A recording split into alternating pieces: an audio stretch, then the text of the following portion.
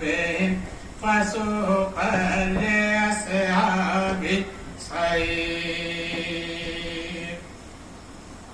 إن الذين يخشون ربهم بالغيب لهم مغفرة وأجر كبير وأسروا قولكم أو اجهروا به إنه عليم بذات الصدور ألا يعلم من خلق وهو لطيف الخبير هو الذي جعل لكم الأرض ذلولا فامشوا في مناكبها وكلوا من رزقه وإليه النشور أأمنتم من في السماء أن يخسف بكم الأرض فإذا هي تمور أم أمنتم من في السماء أن يرسل عليكم حاصبا فستعلمون كيف نذير ولقد كذب الذين من قبلهم فكيف كان نكير أولم يروا إلى الطير فوقهم صافات ويقبضن ما يمسكون إلا الرحمن إنه بكل شيء بصير أمن هذا الذي هو جند لكم ينصركم من دون الرحمن إن الكافرون إلا في غرور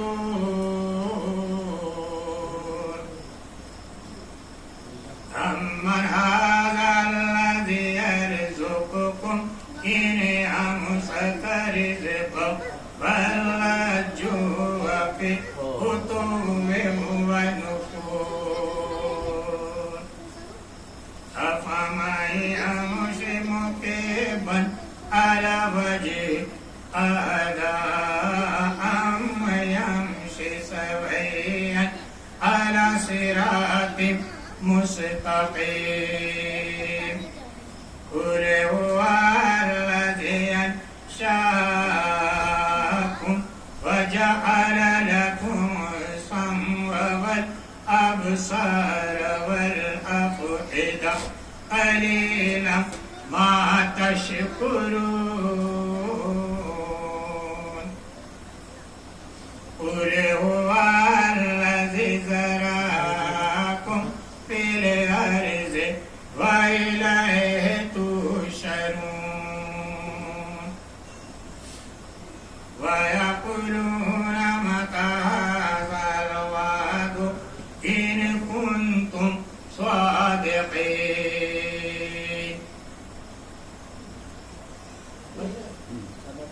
صدق الله العلي العظيم اللهم صل على محمد وعلى يا قوي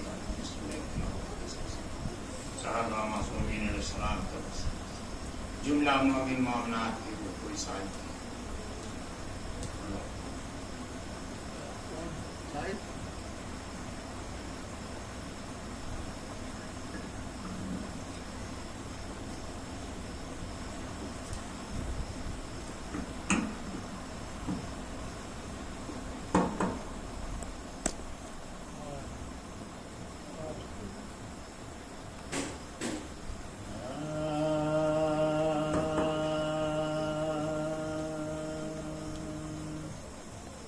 چمن چمن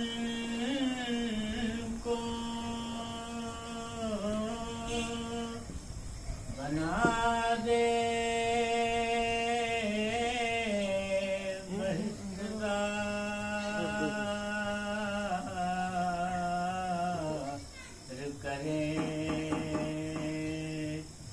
چمن چمن کو بنا دے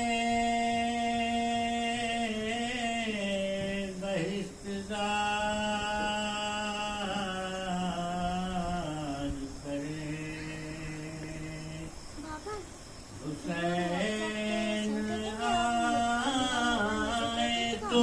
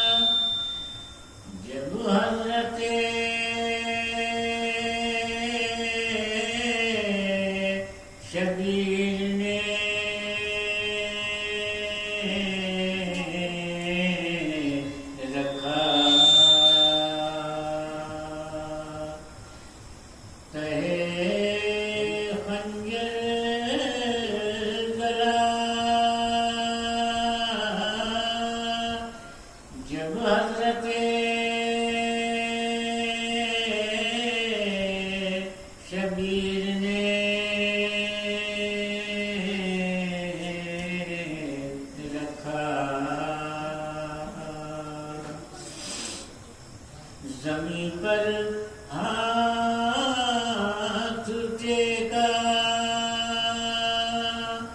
یعنی زلزلہ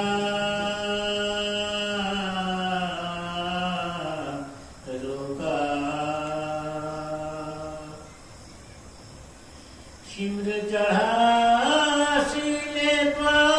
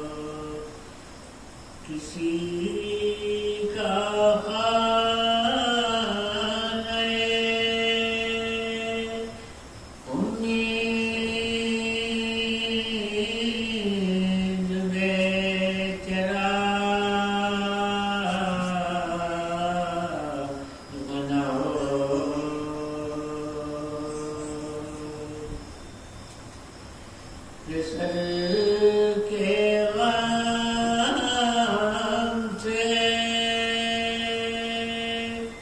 پریشان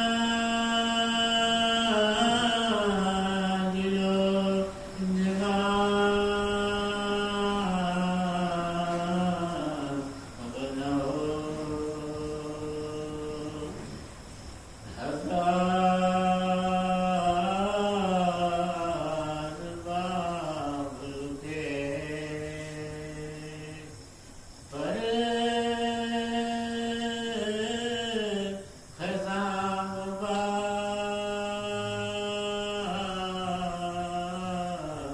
بنو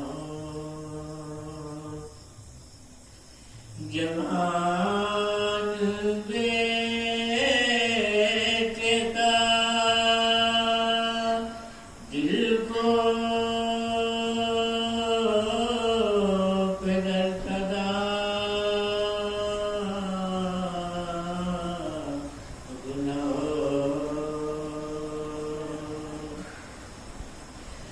فلا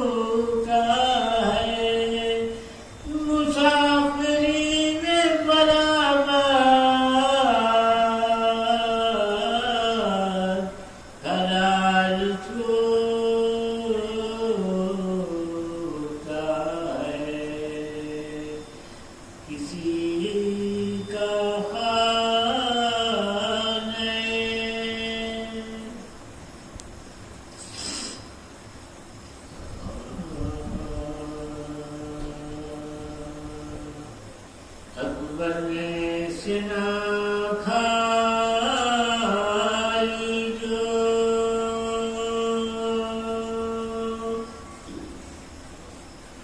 میدان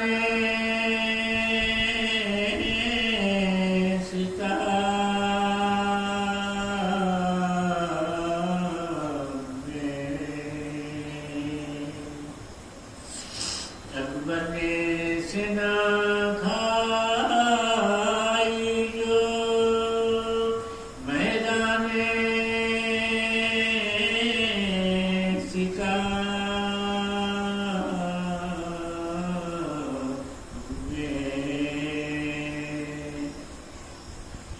دم توڑ کے پہنچا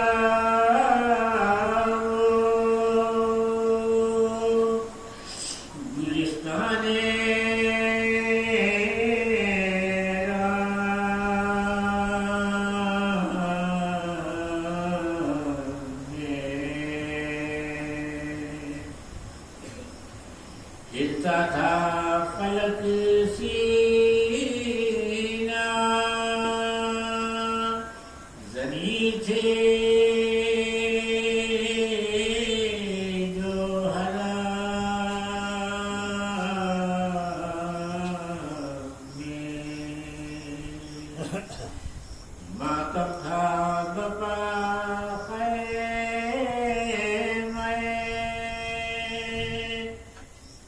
سلطان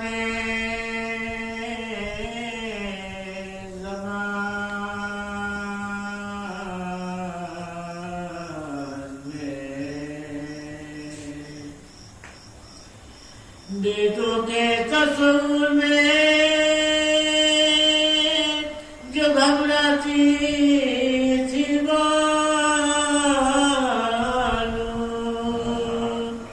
بیٹوں کے تصور جو گھبراتی تھی بانو ہر دم میرے خیمہ سے نکل آتی تھی بانو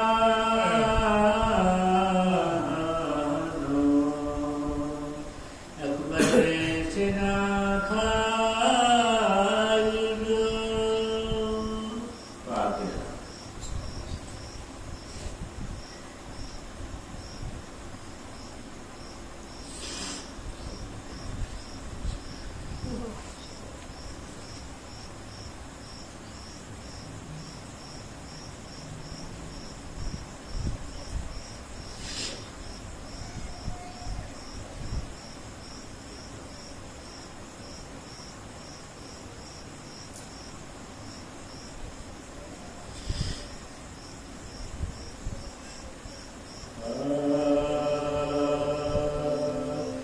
جب چمن خاک میں اکبر کی جوانی کا ملا، جب چمن خاک میں اکبر کی جوانی کا ملا، پانی پانی کا خطرہ پانی کا ملا، تب سیدانیوں کو احمد ثانی کا ملا، رن شیخونا پتہ بانوں کے جانی کا ملا، رن شیخونا پتہ بانوں کے جانی کا ملا، جو کہتے تھے نا طاقت ہے نبی نائی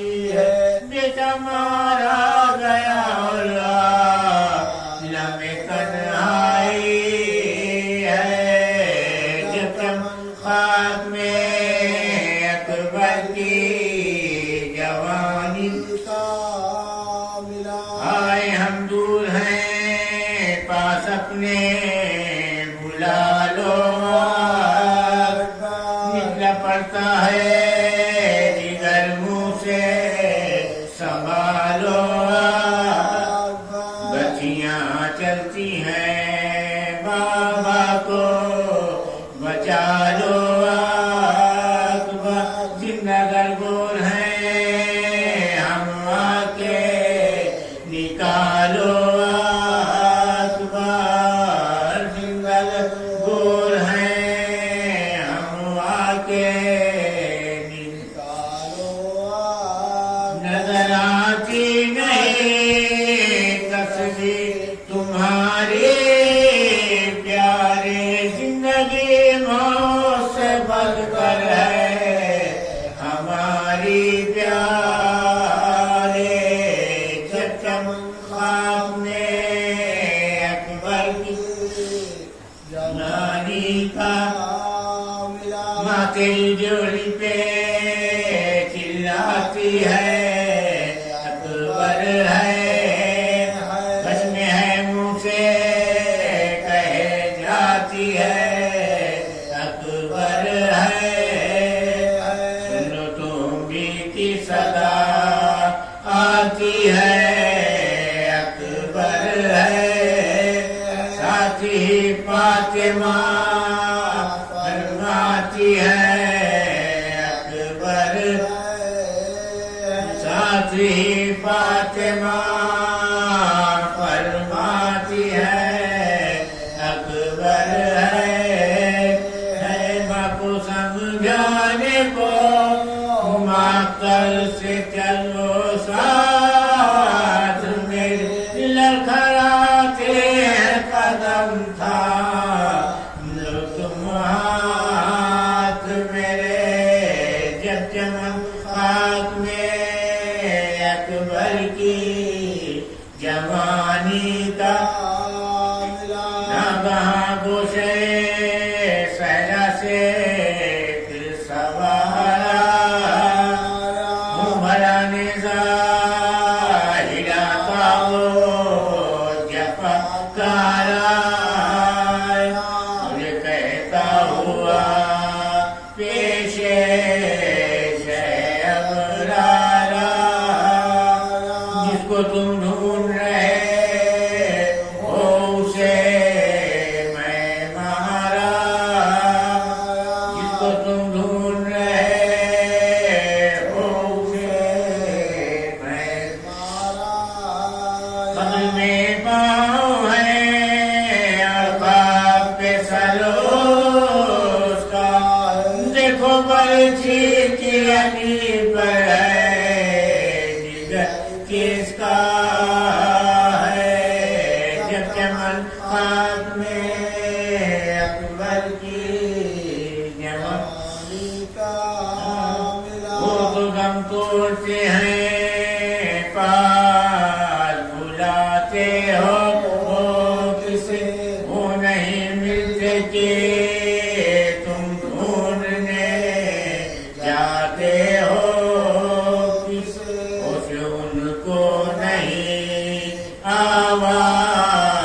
سناتے ہو خود و بے ہوش ہے حال اپنا دکھاتے ہو خود و بے ہوش ہے حال اپنا دکھاتے ہو موت کے گھر سے بھلا پھر کے کوئی آتا کہیں مردہ بھی بلانے سے چلا آتا ہے جب چمن خاک میں اکبر کی جوانی کا نہ وہاں یہ آواز کی بابا آؤ اے میرے خضر سوئے گوشے صحرا کیا برف ہے یہ غلام آؤ مسیحا گر میری مانی کا لائی ہو گر میری مانی کا لائی ہو مٹھلا جب سے جنگل میں گئے شام تمہیں بھول ملا بولے سے یوسف غمگسار کسے یعقوب ملا جب چمن خاک میں اکبر کی جوانی کا ملا صحیح مجرے کو اکبر نے اٹھایا سار کو اور وہیں رکھ دیا قابو میں نہ پایا سار کو کے پے تازے جھکایا سار کو شہن خم ہو کے کلیجے سے لگایا سار کو شہن غم ہو کے کلیجے سے لگایا سار بولے تم اٹھتے تو چھاتی سے لگاتے اکباری کہہ کے کھڑے ہو نہیں جاتے اکبر جب چمن خاک میں اکبر کی جوانی کا ملا اکبر نے کی روئے میرے غم میں نہ جب بولے شہر تیرے ہی ماتم میں تو رونا ہے سوائے تنہائی تیری اور تیرا مرگ شباب تو تابوت کا سامان نہ آزاد اسباب تو تابوت کا سامان نہ آزاد اسباب یہ مہمان ہے وہ دیکھ کے خوش ہوتے ہیں نہ ہمیں روتے ہیں پرسا نہ تمہیں روتے ہیں جب چمن خاک میں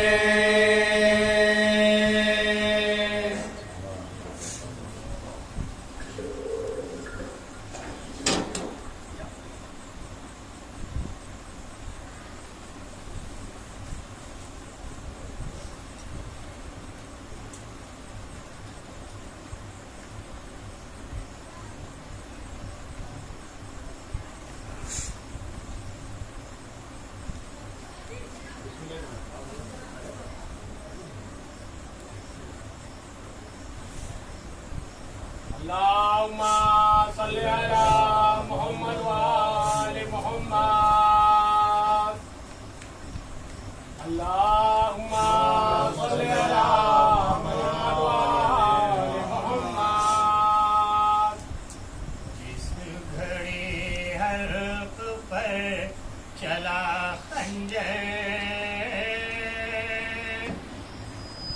دے صدا حسین اماں مجھ کو سینے سے لگا لو اماں مجھ کو آنچل میں چھپا لو اماں مجھ کو سینے سے لگا لو اماں مجھ کو آنچل میں چھپا لو اماں دیکھ کر مجھ کو مدینے میں جیا کرتی تھی میرے چہرے کو بسد آس تکا کرتی تھی اپنے پہلو سے نہ ایک پل میں جدا کرتی تھی اپنے پہلو سے نہ ایک پل میں جدا کرتی تھی اب میں تنہا ہوں کلیجے سے لگا لو اماں مجھ کو سینے سے لگا لو اماں مجھ کو آنچل میں چھپا لو اماں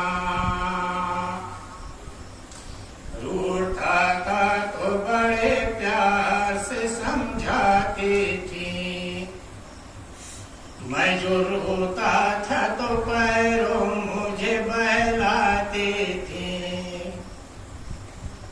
مجھ کو لگتی تھی جو ٹھوکر تو تڑپ جاتی تھی مجھ کو لگتی تھی جو ٹھوکر تو تڑپ جاتی تھی آج گھوڑے سے میں گرتا ہوں سنبھالو اماں مجھ کو سینے سے لگا لو اماں مجھ کو آنچل میں چھپا لو اماں مجھ کو سینے سے لگا لو اماں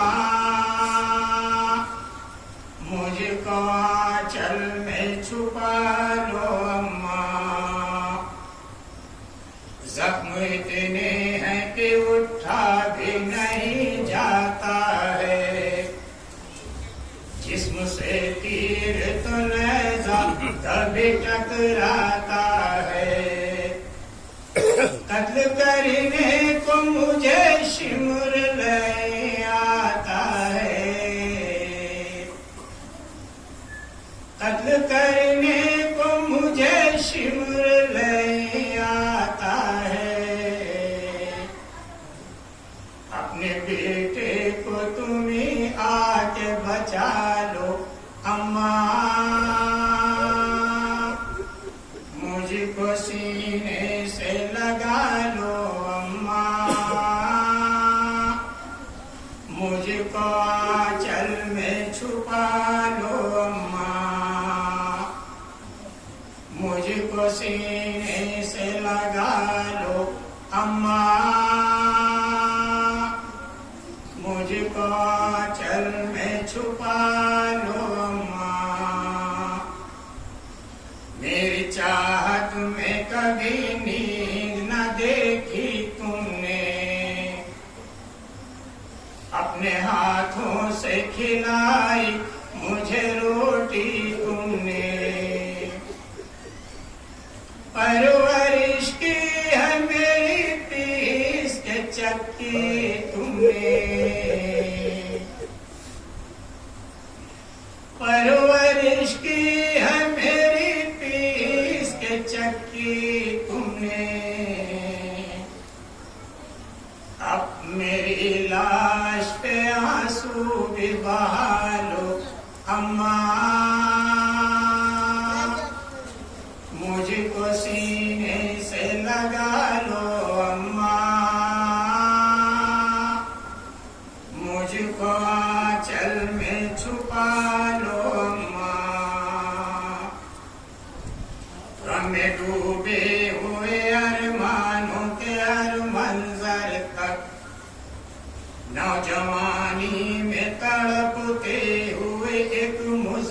اکبر تک دیر ہوتی ہے پہنچنا ہے مجھے اکبر تک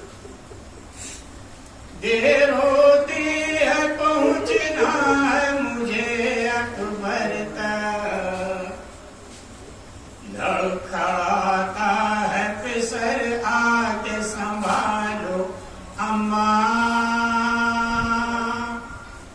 مجھ کو سینے سے لگا لو اماں مجھ کو آنچل میں چھپا لو اماں زندگی بھر کے لیے آپ سے جب چھوٹے تھے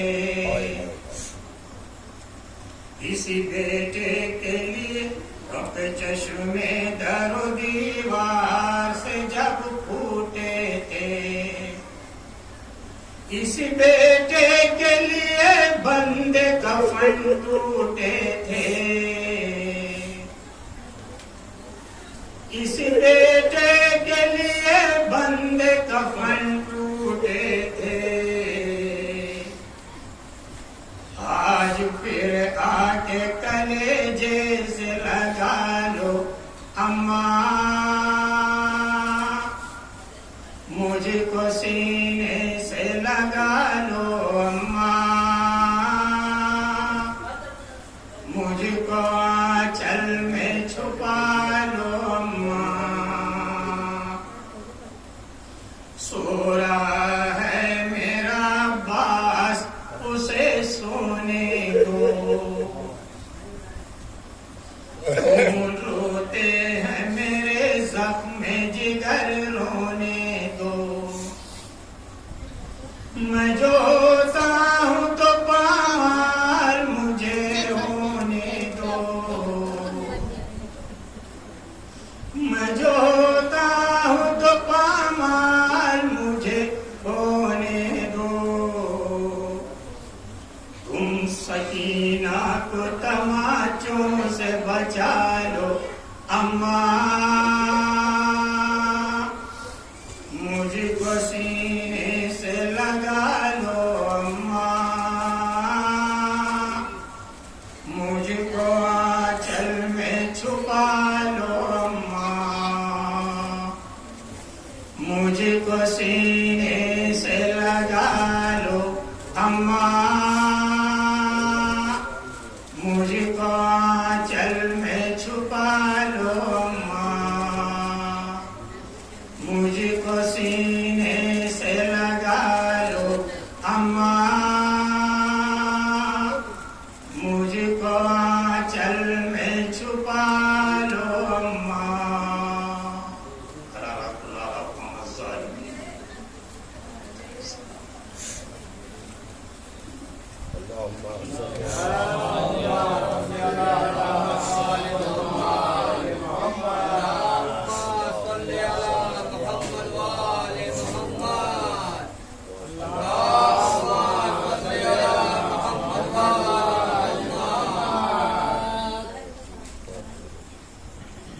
رحم اللہ قوم فرحم سورۃ الفاتحہ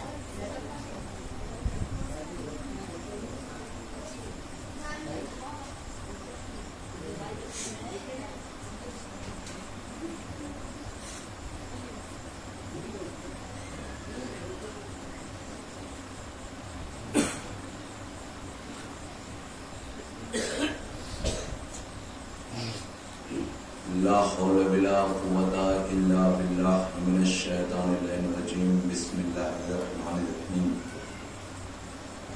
نادى علي مصدر الجائب تجده عن لطاف النوائب كل هم وغم سينجلي بعظمتك يا الله وبنبوتك يا محمد مصطفى صلى الله عليه وآله وسلم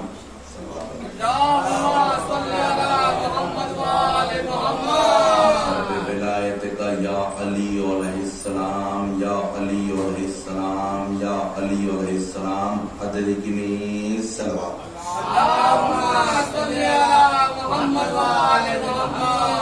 اعوذ باللہ من الشیطان الرجیم بسم اللہ الرحمن الرحیم الحمدللہ رب العالمین والصلاة والسلام علی سید المرسلین سیدنا و نبینا و شفینا و مولانا الثقلین جد الحسن والحسین وبالقاسم محمد اللهم صل على محمد وعلى محمد الطیبین الطاہرین ولعنۃ اللہ علی اعدائهم اجمعین من یومنا ھذا الی یوم الدین اما بعد فقط قال تبارک و تعالی فی کتابہ المبین وهو اصدق الصادقین بسم اللہ الرحمن الرحیم ان الدین عند اللہ الاسلام صلوات اللہ اللهم صل على محمد وعلى محمد خاندان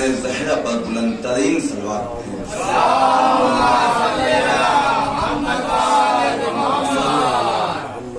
عزدانوں ماتمدارانوں سرکار شہزادی عالمگان، ظاہر ہے آپ کی پاکیزہ سماعت میں، آپ کی پاکیزہ حسن میں عشرہ محرم کی تیسری مجلس کو خطاب کرنے کا شرف حاصل ہوا ہے۔ کائنات کا پروردگار ارشاد فرما رہا ہے کہ بسم اللہ الرحمن الرحیم ان الدین عند اللہ الاسلام، بے شک میرے نزدیک جو دین ہے وہ دین اسلام۔ یہ لفظ انا بے معنی ہے بے شک، یہاں پر اور بھی معنی ہے مگر یہاں پر بے شک ہے۔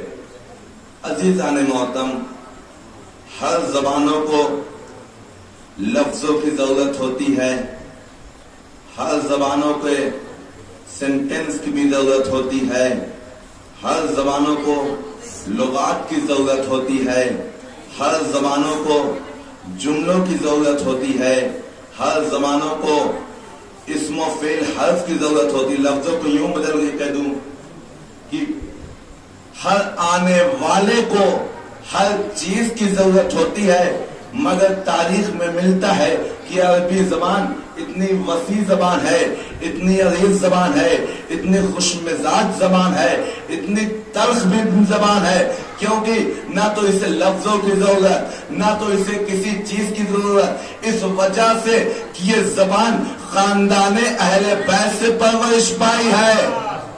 اور توجہ، خاندان اہل بیت سے پرورش پائی ہے۔ میں کہوں، آپ کہیں گے قبلہ اہل بیت علیہ السلام بعد میں آئے مگر عربی تو پہلے آئی۔ عزیزان محترم، لوگ قرآن پہلے سے پڑھتے تھے مگر سمجھتے نہیں تھے۔ علی آ کے بتا کے چلے گئے کہ قرآن کیسے پڑھا جاتا ہے، قرآن کیسے سمجھا جاتا ہے۔ اگر لفظوں کو یوں بدل کے کہہ دوں کہ قرآن اور علی میں کوئی فرق نہیں عزیزان محترم، کیونکہ صرف اتنا فرق ہے کہ اگر قرآن لفظ ہے تو علی معنی ہے۔ میں نے کہا تھا نا کہ قرآن لفظ ہے تو علی معنی ہے۔ اگر علی پھیلے تو قرآن بنتے، علی سمتے تو نقطہ بنتا ہے۔ ایک صلوات پڑھتے بنتا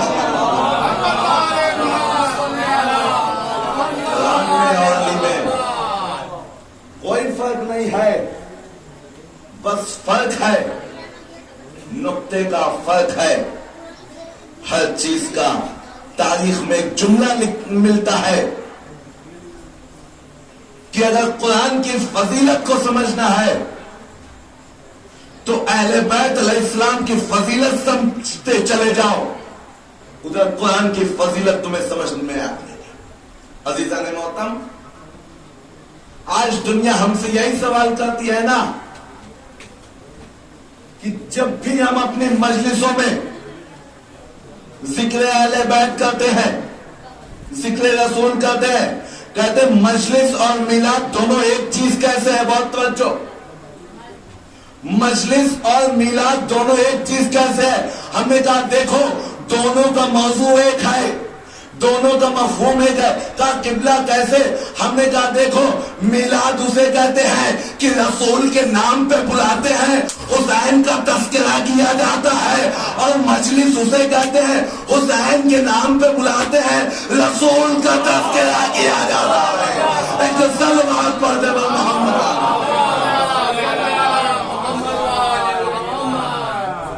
آئیے اسلام کو سمجھیے, مگر شرط یہ ہے کہ اسلام کو ماننا کمال نہیں ہے, اسلام کی ماننا کمال ہے. اسلام کو پھیلایا ہے محمد مصطفیٰ صلی اللہ علیہ وآلہ وسلم, اور اسلام کو بچایا ہے امام حسین علیہ السلام نے, اور اسلام کو دنیا تک لایا ہے امام سید سجاد علیہ السلام نے. ایک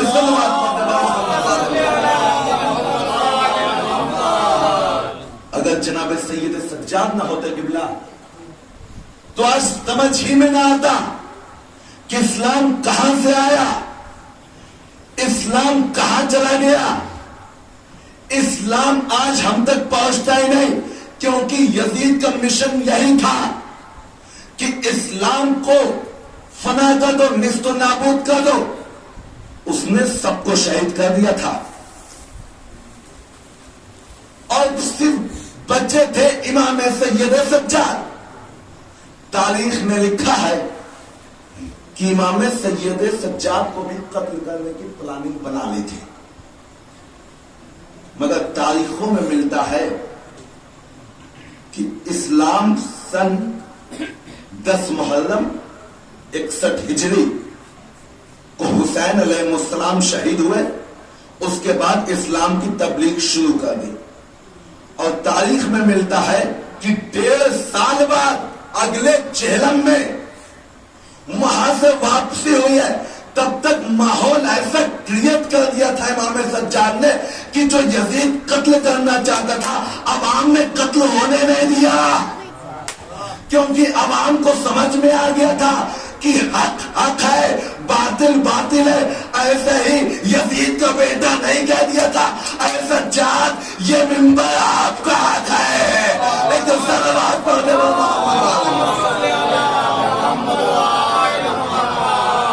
امام, یہ منبر آپ کا حق ہے. عزیزان محترم, یوں ہی نہیں کہہ دیا تھا. آج ہم امام سجاد علیہ السلام کا نام سنتے ہیں تو بہت مظلومیت والی ہمارے اندر ایک کیفیت ہو جاتی ہے. عابد بیمار سید سجاد, مگر عزیزان محترم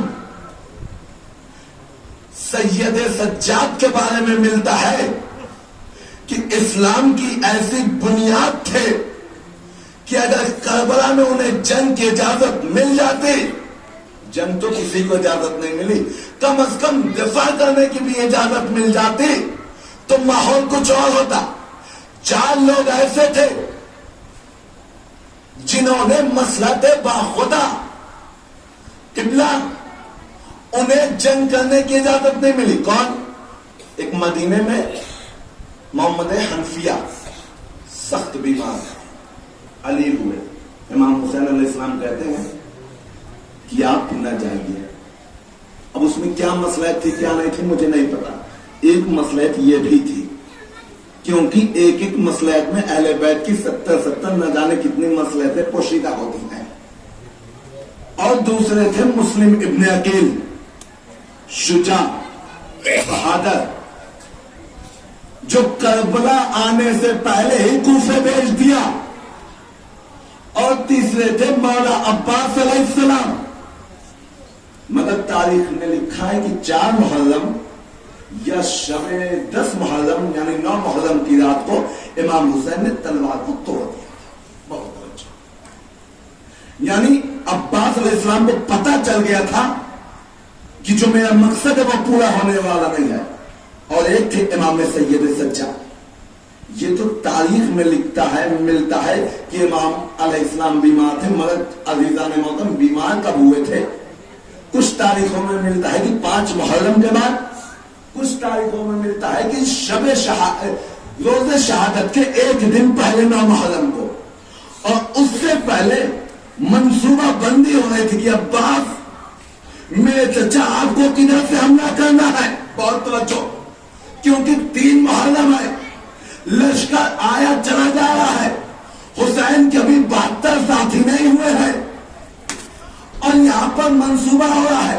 سید سجاد ہے کہ حملہ کدھر سے کرنا ہے، کہ ایک طرف آپ سنبھالیے گا، ایک طرف ہم سنبھالیں گے، ایک طرف قاسم سنبھالیں گے، ایک طرف اکبر سنبھالیں گا. کدھر منصوبہ بندی ہو رہی ہے، مگر وہاں پر امام حسین علیہ السلام نہیں ہے. بہت توجہ، کیونکہ کچھ تو کرنا ہے دفاع کے لیے. عزیزان محترم، میں اپنے موضوع پر آیا ہوں، مگر ساری تمناؤں کا خون ہو گیا 10 محرم کے دن. بہت توجہ، ساری تمناؤں کا خون ہو گیا 10 محرم کے دن. آج جو ہم سید سجاد کو ایک معذر لاچار کے قسم میں دیکھ رہے ہیں، کہیں اس سے زیادہ بابرکت تھے اور ہیں. عزیزان محترم، وہ شجاع تھے اور شجاع ہے. اگر شجاع نہ ہوتے تو ہاتھ میں ہتھکڑیاں ہے، پیروں میں بیڑیاں ہے، شام کا دربار ہے، یزیدیت کا لشکر ہے. اکیلے سجاد نے سارے یزیدیت کے لشکر کو ایک طرف کر دیا، اپنے خطبوں سے للکار دیا کہ حسین کل بھی زندہ باد تھا، حسین آج بھی زندہ باد ہے، حسین کل بھی زندہ باد رہے گا. ایک سلوات پڑھے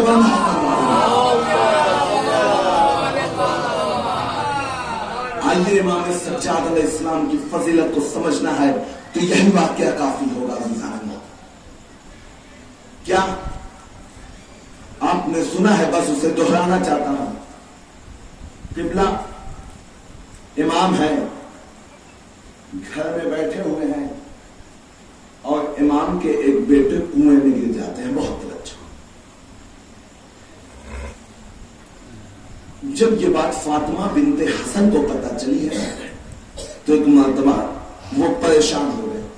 آج دنیا کہتی ہے عزیزان محترم کہ عزاداری مٹتی کیوں نہیں ہے، عزاداری مٹتی کیوں نہیں ہے، عزاداری مٹتی کیوں نہیں ہے. شاید یہی بات کیسے سمجھ میں آ جائے گا کہ عزاداری مٹتی کیوں نہیں ہے. فاطمہ بنت حسن پریشان ہو گئی، مگر امام سجدے میں ہے. بہت توجہ عزیزان محترم، امام سجدے میں ہے، سجدے سے اپنا سر نہیں اٹھا رہے ہیں، مگر جب ماں کی ممتا ابھرتی ہے، کہتی ہے اے میرے والد، وہاں آپ کا بیٹا ہے کنویں میں اور آپ یہاں خدا کی عبادتیں کرتے چلے جا رہے ہیں، اور میرا بیٹا اللہ جانے کس عالم غربت میں ہے. میرا بیٹا پریشان ہوگا، کیونکہ کوئی عام جگہ نہیں ہے بلکہ ہے کنواں، اور کنواں بھی بہت گہرا کنواں ہے. اب ماں پریشان ہو رہی تھی، مگر زین العابدین ان کے سجدے میں کوئی حرف نہیں آیا، نہ تو دیری ہوئی نہ ہی جلدی ہوئی، اپنے وقت پہ اٹھے. کہا فاطمہ بنت حسن آپ کچھ فرما رہی تھی؟ کہا ہاں مولا، شکر ہے کہ آپ سن لیا. کہا بولیے کیا بات ہے. ابھی تک فاطمہ پریشان تھی، تاریخ میں ملتا ہے کہ گریہ کر رہی تھی. کہا بات کیا ہے؟ کہا بات یہ ہے کہ میرا بیٹا کنویں میں چلا گیا، جائیے آپ بچائیے. ایک مرتبہ امام نے کہا ٹھیک ہے، میں آپ کے بیٹے کو بچا کے لاتا ہوں. بہت سوچو. اب فاطمہ بنت حسن مسکرا دیتی ہے. میں کہوں گا بی بی آپ نے مسکرایا کیوں؟ ابھی تو آپ کا بیٹا نہیں آیا، ابھی تو آپ کا بیٹا کنویں میں ہے. جواب ملے گا کہ وقت کے امام نے وعدہ کر لیا. جب وقت کا امام جو چیز کا وعدہ کر لے وہ چیز مکمل ہوتی ہے، نامکمل نہیں ہوتی. میں کہوں گا امام نے کیا کہا؟ کہا قبلہ یہ کہا کہ میں آپ کا بیٹا بچا کے لایا ہوں، تو گویا اب میرا بیٹا زندہ آئے گا. سلامت آئے گا. میں کہوں گا سلام ہو. آج دنیا چاہتی ہے کہ عزاداری مٹ جائے, عزاداری مٹ جائے, عزاداری مٹ جائے, مگر عزاداری نہیں مٹ رہی ہے. انہوں نے پلاننگ شروع کرنے کا دی. کیا کہا؟ نہ تو عزاداری مٹنے والی ہے, نہ ہی حسین کا غم قبلہ مٹنے والا ہے. تو ایسا کرو, عزاداروں کو ٹارگٹ کرنا شروع کر دو. بہت جو آخری بندے تک عزاداروں کو ٹارگٹ کرنا شروع کر دو. کیا اس سے عزاداری مٹ جائے گی؟ عزیزان محترم, انصاف سے بتائیے گا, آج جو یہودیت اور عیسائیت ہماری دشمن ہے, کیا وہ بذات خود ہم سے دشمن ہے؟ قبلہ ہمارا تو نام و نشانی نہیں ہے کہیں, مگر ہے دشمنی ہم سے. تو وہ کہیں گے قبلہ دشمنی آپ سے نہیں ہے, بلکہ دشمنی ہے فرش اعضا سے. ہم نے کہا جب تم فرش اعضا سے دشمنی لوگے تو ہم سے بھی دشمنی مول لینی پڑے گی. تو انہوں نے کہا اب دشمن یہ چاہ رہا ہے کہ حسینیت کو مارنا اسٹارٹ کر دو, عزاداروں کو قتل عام شروع کر دو. میں نے کہا کوئی اور پلاننگ کر کے آؤ, کیونکہ عزاداری ختم نہیں ہوگی. قبلہ ہم مریں گے اکیلے. تم مجلس ختم کرنا چاہتے ہو نا, ہم مریں گے تو فوریم ہوگا, 40واں ہوگا, سالانہ ہوگا, ارے کم از کم چھمائی ہوگی. یعنی تم ایک مجلس کو ختم کرنے کے لیے 1 عزادار کو مار رہے ہو. پتا چلا 1 عزادار مار کے, 1000 عزادار مار کے 7000 مجلسیں خود بخود برپا کر دیا.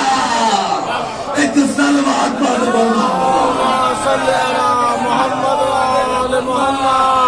وجہ کیا ہے؟ یہی وجہ ہے کہ مجلس ختم ہو جائے, فرش اعضا کا نیست و نابود ہو جائے. مگر کہوں گا شکر خدا ہے کہ ہم زندگی میں بھی فرش اعضا کو بڑھاوا دیتے چلے گئے, مرنے کے بعد بھی فرش اعضا کو بڑھاوا دیتے چلے جاتے ہیں. عزیزان محترم, اب یہ کوئی نہ کہے کہ میری وجہ سے مجلس ہوتی ہے, بلکہ اب کہے کہ ہم اہل بیت کی وجہ سے پہچانے جاتے ہیں. ایک سلوات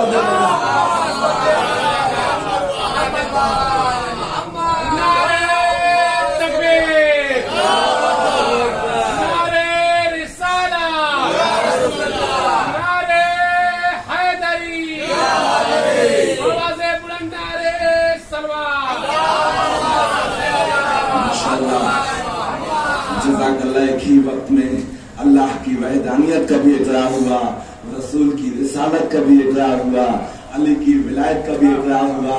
ایک حدیث یاد آ گئی امام جعفر صادق علیہ السلام سے کہ اللہ نے عرش کو بنایا, عرش کے سینے پہ لکھا لا الہ الا اللہ محمد رسول اللہ علی ولی اللہ. اللہ نے زمین کو بنایا, زمین کی سطح پہ لکھا لا الہ الا اللہ محمد رسول اللہ علی ولی اللہ. اللہ نے چاند کو بنایا, چاند کی پیشانی پہ لکھا لا الہ الا اللہ محمد رسول اللہ علی ولی اللہ. اللہ نے جبریل کو بنایا, جبریل کے پاؤں پہ لکھا لا الہ الا اللہ محمد رسول اللہ علی ولی اللہ. اللہ نے عرش کو بنایا, عرش کے سینے پہ لکھا لا الہ الا اللہ محمد رسول اللہ علی ولی اللہ. اللہ نے پانی کو بنایا, پانی کی سطح پہ لکھا لا الہ الا اللہ محمد رسول اللہ علی ولی اللہ. اللہ نے اسرافیل کو بنایا, اسرافیل کے پروں پہ لکھا لا الہ الا اللہ محمد رسول اللہ علی ولی اللہ. اللہ نے جنت کو بنایا, جنت کے 8 دروازوں پہ لکھا لا الہ الا اللہ محمد رسول اللہ علی ولی اللہ.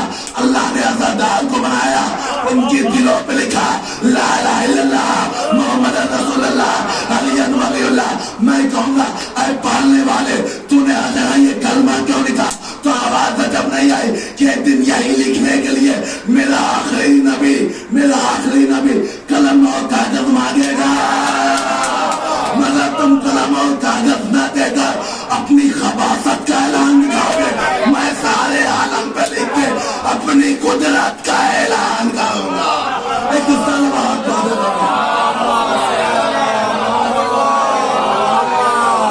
قلم اور کاغذ نہ دے کر اپنی خباثت کا اعلان دکھاؤ گے. میں सारे आलम पे लिखकर अपनी कुदरत का ऐलान करूंगा। अज़ीज़ान मोहतरम, शायद अभी भी मुकम्मल दलील नहीं मिल पाई कि हम अज़ादार क्यों जिंदा है और ता कयामत क्यों जिंदा रहेंगे। अज़ीज़ान मोहतरम, जैसे ही इमाम हसन ने कहा मैं लाता हूं बेटा, मुस्कुरा दिया बहुत तवज्जो। अब किबला मैं अपने जुमले पे आ गया। सलाम का जवाब है वाजिब, बहुत तवज्जो। सलाम है मुस्तहब।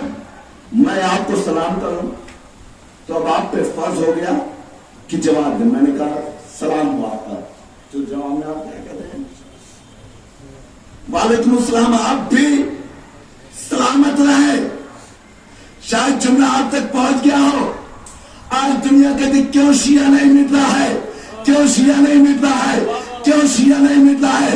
हमने कहा देखो हमारे यहाँ एक दिन में न जाने कितनी मजलिसें होती हैं। एक दिन में कम से कम 5 वक्त की नमाजें होती हैं। हर बार हम अपने इमाम को सलाम करते हैं, अस्सलामु अलैका या अबा अब्दुल्लाह, अस्सलामु अलैका या फातिमतुज़ ज़हरा। अज़ीज़ान मोहतरम, जब बंदों पे वाजिब है सलाम का जवाब देना, तो अहले बैत पर जब सलाम करते हैं तो जवाब मिलता होगा तुम भी सलामत रहो। अरे किसी भी अहले गैर को मानने वाले हम नहीं है जो सलाम का जवाब ना दे, बल्कि उन्हें मानने वाले हैं जो एक बार सलामती का दावा कर दे तो ता कयामत मिटने वाले नहीं है। एक सलवात पौधे पर तो कयामत मिटने वाले नहीं है, क्योंकि अब मेरी जमानत रसूल ने ले ली। अब मेरी जमानत इमाम अली अलैहिस्सलाम ने ले ली।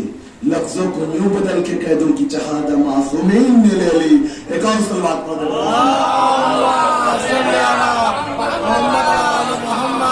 अज़ीज़ान मोहतरम, इमाम गए, बेटे को कुएं से निकालने की कोशिश की। मजमा परेशान है, कुछ को तो पता है कि इमाम का बेटा है, कुछ को अभी यह भी नहीं मालूम कि यह किसका बेटा है। मगर अज़ीज़ान मोहतरम, तारीख में लिखा है कि जैसे ही इमाम ने अपने बेटे को उठाया, कुएं से निकाला, माशाअल्लाह हुस्न जमील बेटा। अब किसी ने, कहने वाले ने कह दिया कि ऐ शख्स इमाम, आपको अपने बेटे की परवाह नहीं थी क्या, जो 2 घंटों से पड़ा था कुएं में? क्या परवाह नहीं थी? क्या आप मानते नहीं थे? देखिए अकीदा कितना बुलंद होना चाहिए। क्या परवाह नहीं थी? क्या आप मानते नहीं थे? क्या आप मोहब्बत नहीं करते थे? जैसे ही लफ्ज़ मोहब्बत सुना, कहा मैं मानता भी हूं, मोहब्बत भी करता हूं और इजहार मोहब्बत भी करता हूं, मगर मेरा इरादा खुदा के ऊपर है। क्या मैं समझा नहीं? क्या समझना चाहते हो तो ये जुमला काफी होगा। जो सज्जाद कायनात के परवरदिगार के सजदे में खयानत न किया हो, वो मेरी अमानत में खयानत कैसे कर सकता है? एक सलवात पढ़े मोहम्मद।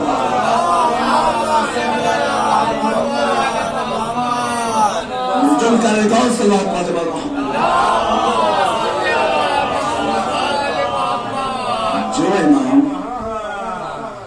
अपने कायनात के परवरदिगार के सजदे में आज तक किबला खयानत नहीं की है, तो वो मेरे माल में कैसे खयानत कर सकते हैं? अज़ीज़ान मोहतरम, यही तो वजह है कि जहां भी हमारी थोड़ी सी परेशानियां बढ़ती हैं, दिल बेचैन होता है कि कैसे होगी, मसला हल कैसे होगा।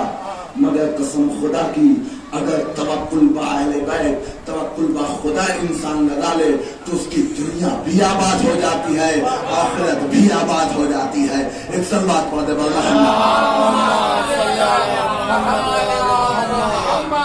بس میں اپنے موضوع کی طرف آ رہا ہوں. ان الدین عند اللہ الاسلام. بے شک میرے نزدیک جو دین ہے وہ دین اسلام. عزیزان محترم، اسلام کو بچایا ہے امام حسین نے، اسلام کو پھیلایا ہے امام سجاد. اگر امام سجاد اور جناب زینب سلام اللہ علیہا وہ مجلسیں نہ کرتی یزید کے گھر میں تو جیسے حق تھا اسلام پہنچنے کا ویسے نہ پہنچتا. کیونکہ آج کے دشمنوں کو بتا دیا، دیکھو اگر حق کی بات ہوتی ہے تو باطل کے گھر میں بھی فرش عذاب جاتا ہے، اور جہاں نہ حق کی بات ہوتی ہے وہاں کہیں نہیں بچ پاتا. ایک صلوات پڑھے بر محمد.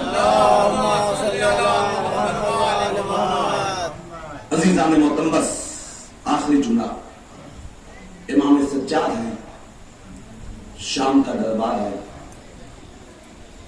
پتا ہوگا کہ کیسی مشکلی ہے، مگر سب کا امتحان کا صبر دیا امام سجاد. کوئی آسان بات نہیں ہے. شام کا مجمع ہے، قبلہ آخری واقعہ، اس کے بعد اب کوفے کا مجمع ہے. یہ وہ مجمع ہے جو امام علی علیہ السلام سے نفرت کرتا تھا. کیوں؟ کیونکہ ان کے اندر غلط بیانی پیدا کی گئی. آسان نہیں ہے کہ ایک ایک وقت میں 70 ممبروں سے معاذ اللہ علی کو گانے. کیوں؟ تاریخوں میں ملتا ہے کہ شام ہے، چھوٹے چھوٹے بچے ہیں. معاویہ کہتا ہے کہ جاؤ اپنے لشکروں سے کہہ دو کہ کوئی ایسا گفٹ لے، کوئی ایسا تحفہ لے، کوئی ایسا کھلونا لے جو بچوں میں بانٹ دو. لشکر آتے ہیں، کھلونا اٹھاتے ہیں اور صبح کی تاریخ میں بانٹنا شروع کر دیتے ہیں. کوئی پوچھتا تھا یہ کس خوشی میں؟ کہا کہ معاویہ بٹوا رہا ہے. بہت اچھا. کہا اچھا، اب بانٹتے چلے گئے، وہاں کے بچے خوش ہوتے چلے گئے. اور جب یہی عشاء آتی تھی تو وہی کہتا تھا، اپنے ساتھیوں سے حکم دیتا تھا کہ جاؤ اپنا چہرہ ڈھک کے اور جو جو بچے کو کھلونا بانٹے تھے سب سے چھین لاؤ. بہت اور یہ کہنا کہ ہم علی کے صحابی ہیں، ہم علی کے سپاہی ہیں، ہم تم کو کھیلتا ہوا نہیں دیکھ سکتے. عزیزان محترم، تاریخ میں ملتا ہے کہ وہی ساتھی آتے ہیں، چہرے پر نقاب پوش ہے. جو جو بچے ملتے ہیں روڈ پہ، جو نہیں ملتے ان کے گھروں سے کھلونا اٹھانا شروع کر دیتے ہیں. جو بچے نہیں دیتے ہیں کہتے ہیں اگر تم نہیں دوگے تو میں تمہیں قتل کر دوں گا. کہا تم ہو کون؟ کہا میں علی کا بھیجا ہوا سپاہی ہوں، میں علی کا بھیجا ہوا سپاہی ہوں. قبلہ ایسی پلاننگ ہوئی تھی، یہ ایک دن نہیں چلا تھا، یہ 2 دن نہیں چلا تھا، یہ 3 دن نہیں چلا تھا، یہ تقریباً 7 سے 8 سال تک چلا تھا. عزیزان محترم، جب وہ نفرتیں اتنی بڑی ہو گئی، اتنی بڑی ہو گئی، اتنی بڑی ہو گئی کہ ہر ممبر سے معاذ اللہ کو علی کو برا بھلا کہا گیا. جب وقت شہادت امام کی ہوئی تو کسی نے کہا علی شہید ہوئے ہیں حالت نماز میں، تو ایک شخص کہتا تھا کیا علی بھی نماز پڑھتے تھے؟ کیا علی بھی نماز پڑھتے تھے؟ عزیزان محترم، سن لیا مگر شاید سن لینا آسان تھا، درک کرنا مشکل تھا. عزیزان محترم، پتا چلا کہ انہوں نے علی کو ویسا پایا نہیں تھا جیسا حق تھا، جیسا بتایا گیا ویسا علی کو پایا گیا. عزیزان محترم، لفظوں کو یوں بدل کے کہہ دوں کہ علی سے دشمنی ان کی فطرت میں شامل نہیں تھی، بلکہ علی سے دشمنی کرنے کے لیے انہیں آمادہ کیا گیا تھا. ایک صلوات پڑھ دے بھائی محمد علی کو دشمنی کرنے کے لیے آمادہ کیا گیا تھا. عزیزان محترم ایسا مجمع میں امام حسین امام زین العابدین علیہ السلام خطبہ دیتے ہیں اور خطبہ دے کے کہتے ہیں اے عزیز سن تو شام سے لے کر کربلا نہ آ سکا, میرا بابا وہ ہے جو مدینے سے کربلا آ گیا. اے عزیز تو کہتا ہے کہ میں جیتا تو ہارا, اگر تو جیتا تو دیکھ لینا روز عاشور کے بعد تا قیامت تک اگر تیرے کلاکار بڑھے تو سمجھ جانا تو جیتا, اگر میرے ادادار بڑھے سمجھ جانا میں جیتا. ایک صلوات پڑھ دے بول محمد.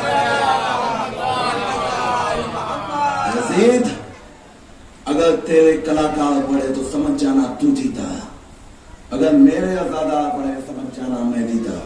اے عزیز اگر محرم کے بعد تیرے عزا خانے سمجھنے لگے سمجھ جانا تو جیتا. اے عزیز اگر میرے بابا کی مجلسیں ہونے لگی سمجھ جانا میں جیتا. عزیزان محترم احسان پہ احسان ہے اہل بیت علیہ السلام کا, کیونکہ اسلام کی شروعاتی چیزیں کربلا تک آنے تک اسلام کو محمدی کہا جاتا تھا. یہ محمدی مذہب ہے, یہ محمدی مذہب ہے, یہ محمدی مذہب ہے. مگر کربلا سے تا قیامت تک کے لیے محمد کے ساتھ ایک جملہ جوڑ دیا گیا کہ یہ محمدی تو ہے بھی اور اس کے ساتھ حسینی اسلام ہے, حسینی اسلام ہے. دنیا اسی بات پہ تو آج ہم سے شکوا کرتی ہے کہ قبلہ ہم کیوں آپس میں ٹکراتے نہیں, ہم کیوں آپس میں لڑتے نہیں, ہم کیوں آپس میں مرتے نہیں. ہماری سالوں سال لڑائیاں ہوتی ہے مگر فرش عزا پر ایک ہو جاتے ہیں. ہم نے کہا قبلہ اگر امام حسین علیہ السلام بھی کربلا میں صرف مسلمان کو لائے ہوتے تو ہم صرف مسلمان کرتے, مگر انہوں نے ہر قوم کے لوگوں کو لا دیا تھا, چاہے وہ عیسائی ہو, چاہے وہ یہودی ہو, چاہے وہ کسی ملک کا ہو, چاہے وہ کسی مذہب کا ہو, چاہے وہ کسی ملت کا ہو. تو ایک جملہ بتانا چاہتا ہوں کہ حسین کو ماننے کے لیے شخص کی ضرورت نہیں ہے, حسین کو ماننے کے لیے دھرم کی ضرورت نہیں ہے, حسین کو ماننے کے لیے ریلیشن کی ضرورت نہیں ہے, بلکہ حسین کو ماننے کے لیے انسانیت کی ضرورت ہے. ایک صلوات پڑھ دے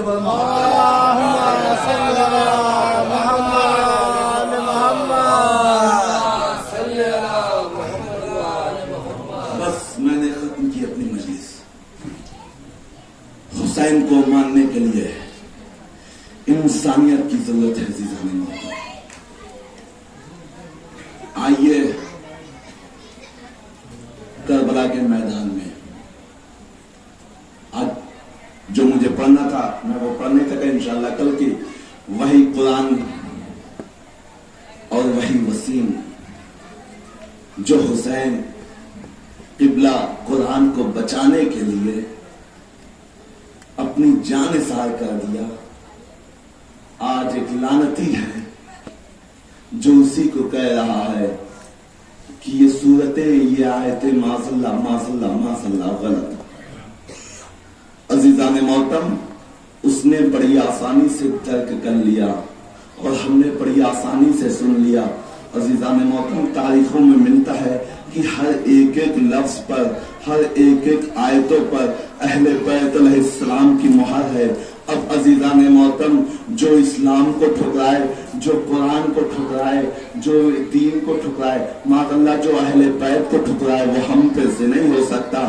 کیونکہ اس وجہ سے اس وجہ سے کہ اسلام کو ہم نے مانا ہے, کوئی عام کتاب کے ذریعے نہیں مانا ہے بلکہ قرآن کے ذریعے مانا ہے. عزیزان محترم حسین کیوں آئے تھے کربلا میں؟ یزید یہی چاہتا تھا نا, قرآن مٹ جائے, قرآن مٹ جائے, قرآن مٹ جائے. انشاءاللہ اس کل پڑھوں گا قرآن مٹ جائے. شاید اس کا اثر کچھ لعنتیوں پہ پڑ گیا کہ آج یزید تو مر گیا مگر ان کی اولادیں آج تک زندہ ہے جو آپس میں تفرقہ مچا رہی ہے کہ قرآن مٹ جائے, قرآن مٹ جائے, قرآن مٹ جائے. عزیزان محترم ایک جملہ کہہ کے میں ربط مصائب کی طرف بڑھنا چاہتا ہوں. ایک صلوات پڑھ دے محمد کہ وہ کیا چاہا تھا کہ قرآن مٹ جائے. اور یہ صاحب کیا چاہ رہے ہیں کہ قبلہ کی قرآن سے آیتیں ہٹا دی جائے. بہت توجہ, آخری جملہ. وہ چاہتا ہے قرآن مٹ جائے, انہوں نے چاہا کہ قرآن سے آیتیں ہٹا دی جائے. عزیزان محترم, اس نے کہا یہ جو 25 آیتیں ہیں یہ معاذ اللہ اسلام سے اٹیچ نہیں ہے.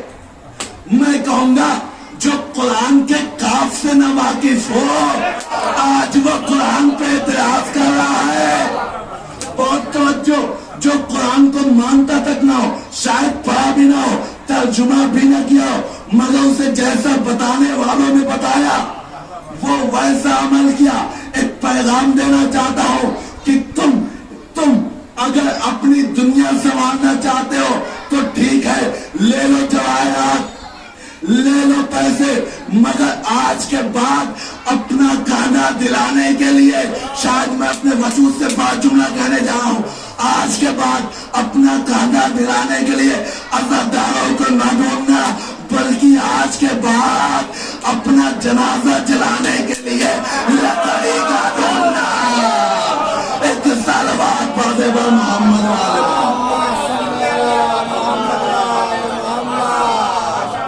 کیونکہ جو قرآن پہ اعتراض کر دے قبلہ وہ ہم میں سے نہیں ہے, ارتھی جلائی جائے گی. میں نہیں کہوں, خود وسیم نے کہا تھا کورونا کے پیریڈ میں اگر یاد ہو تو جلا دیا جائے. ارے دن دور نہیں ہے جب تمہیں بھی جلایا جائے گا.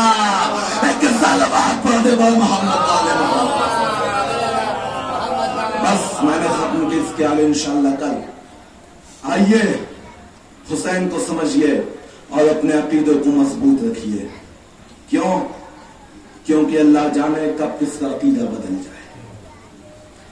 اور آج بھی ہمارے گھروں پر, دروازوں پر پھول جیسا کوئی آنا چاہتا ہے, مگر شاید ہم اپنے کیریکٹر سے انہیں اپنے اندر نہیں لانا چاہتے. وجہ کیا ہے؟ وجہ یہی ہے کہ آج کے دور میں انسانیت نام کی چیز ختم ہو گئی. لفظوں کو یوں بدل کے کہہ دوں کہ قبلہ جو یہ غریبی اور امیری ہے نا, یہ اپنے شہر میں بھی اگر غریب انسان تو پردیس لگنے لگتا ہے. اگر یہی سوچ کربلا میں ہوتی تو آج امام حسین علیہ السلام جون کو نہ آتے, آج امام حسین علیہ السلام حبیب ابن مذاہب کو نہ لاتے, آج امام حسین علیہ السلام سارے ساتھیوں کو نہ لاتے. حسین علیہ السلام بتانا چاہتے ہیں دنیا والوں, دیکھ لو یہ تمہاری چند روزہ کی زندگی ہے, تم کتنا جیو گے, 60 سال, 70 سال, 90 سال, اس کے بعد زندگی جو حرفی ہے وہ آخرت والی ہے. عزیزان محترم, تاریخ لکھتی ہے, تاریخ نے لکھا ہے کہ حسین نے شب عاشور سب سے کہہ دیا تھا کہ جانا چاہتے ہو تو چلے جاؤ, جانا چاہتے ہو تو چلے جاؤ, میں تمہیں نہیں روکتا. ہاں مگر تمہیں میں جنت کی ضمانت دیتا ہوں, یہ نہیں کہ تم حسین کو چھوڑ کر چلے گئے گویا تم جنت میں نہیں جاؤ گے. ہاں میں ضمانت لیتا ہوں کہ میں تمہیں جنت میں بھیجوں گا. مگر عزاداروں, جب سب نے اپنے سینے پہ اٹھا کے گردن پر تلوار رکھی, کہا مولا میری گردنیں کٹ جائیں گی مگر میں آپ کا ساتھ نہیں چھوڑوں گا. کیوں؟ اس لیے کہ مولا اگر میں زندہ رہا اور آپ شہید ہو گئے تو میری زندگی کا کوئی معنی نہیں ہے, میری زندگی کا کوئی ہدف نہیں ہے. عزاداروں, ایک مرتبہ تاریخ میں ملتا ہے کہ 2 محرم کو امام حسین علیہ السلام والد کربلا ہو گئے, 3 محرم کو خیمے لگ چکے ہیں اور 4 محرم کو خیمے اٹھا دیے گئے ہیں. انشاءاللہ 4 محرم کا مسائل کل پڑھوں گا, مگر 3 محرم کو حسین کا کوئی چاہنے والا نہیں آ رہا ہے. حسین انتظار کر رہے ہیں کوئی آ جائے, کوئی آ جائے, کوئی آ جائے, مگر کوئی آ نہیں رہا ہے. عزیزان محترم, ادھر سے لشکر پہ لشکر, لشکر پہ لشکر, لشکر پہ لشکر. تاریخ نے لکھا ہے کہ 2 محرم سے 4 محرم کے درمیان کم از کم 7 لاکھ, کم از کم 4 لاکھ کا لشکر آیا ہے. میں کہوں گا مولا یہ آپ کو شہید کرنے آئے ہیں, ارے آپ تو لشکر بھی نہیں لے کے آئے ہیں, ارے آپ تو اپنے ساتھ خانوادہ لے کر آئے ہیں، ارے آپ اپنے ساتھ 6 مہینے کے اصغر کو لے کر آئے ہیں۔ حسین جب نہیں آواز دے کہ تم سمجھے نہیں، وہ اسلام مٹانا آئے ہیں، ہم اسلام بچانے آئے ہیں۔ ارے میرے بچے بھی اسلام پر قربان ہوں گے، ہم بھی اسلام پہ قربان ہوں گے۔ ہاں زداروں، آج حبیب ابن مظاہر کی مصائب پڑھنا ہے، آپ صبح سے سن رہے ہوں گے، مگر زداروں حسین کا ذکر ہے جو کبھی پرانا نہیں ہوتا۔ 1400 سال بیت چکے ہیں، انصاف سے بتائیے گا آج جب کوئی اپنا مر جاتا ہے تو کم از کم 2 سال 10 سال 20 سال ارے 30 سال کے بعد وہ بھول جاتا ہے، مگر آئے گا میں حسین 1400 برس ہو گئے، ایسا لگتا ہے 10 محرم کو جیسے ابھی ابھی شہادت ہوئی ہے۔